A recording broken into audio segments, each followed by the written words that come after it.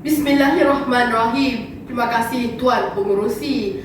Seterusnya, barisan Div-Div kehormat yang berkarisma, kombinasi juri yang adil, teguh dan saksama. Seterusnya, warga maya yang saya hormati sekalian.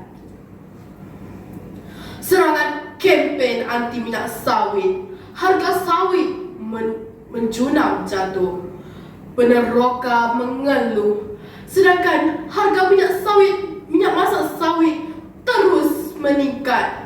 Perkara inilah yang membelenggu rakyat Malaysia dan menjadi polemik di dalam negara dan di dunia.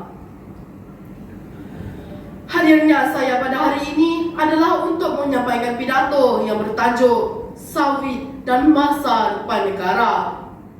Merujuk Kamus Dewan edisi keempat, sawit merupakan sejenis tumbuhan palma yang buahnya mampu menghasilkan minyak. Manakala frasa masa depan negara merujuk kepada sesuatu perkara yang berlaku pada masa hadapan. Hadirin sekalian, persoalannya, apakah tindakan-tindakan yang harus dilakukan untuk mengatasi masalah sawit negara agar komoditi sawit terus gah di persada dunia?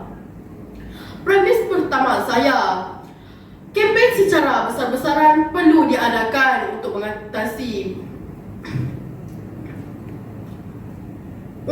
memperkenalkan sawit hingga ke peringkat antarabangsa. Propaganda anti minyak sawit oleh negara-negara barat jelas bertujuan untuk menjatuhkan industri sawit negara. Hal ini perlu ditangkis ibarat membujur lalu melintang patah. Pada tahun 2020, Kementerian Perusahaan Perdagangan dan Komoditi telah mengambil inisiatif menganjurkan kempen sawit Anugerah Tuhan pada peringkat kebangsaan dan antarabangsa.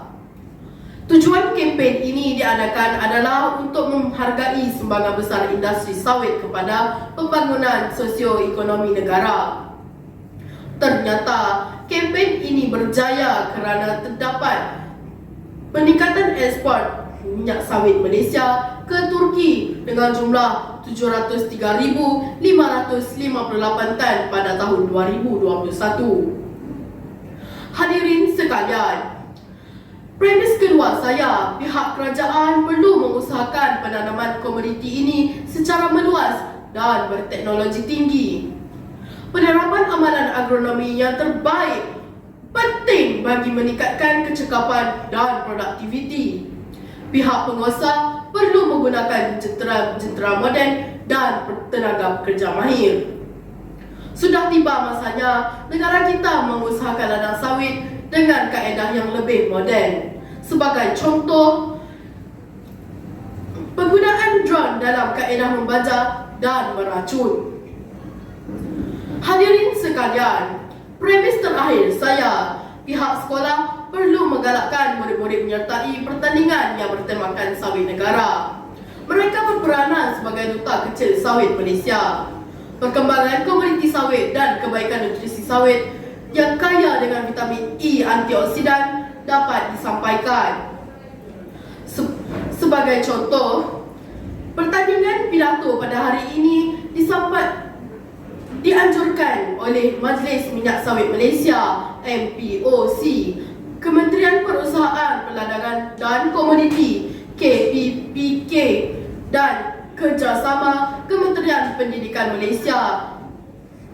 Hadirin sekalian, kesimpulannya ingin saya tegaskan bahawa setiap rakyat Malaysia perlu mengambil langkah sederhana seiring seia sekata dalam usaha memajukan dan mempertahankan komoditi sawit negara. Ayo, hargailah sawit, produk sawit pelbagai guna, pengeluar utama dunia, ekonomi negara terus terjana. Sekian, terima kasih.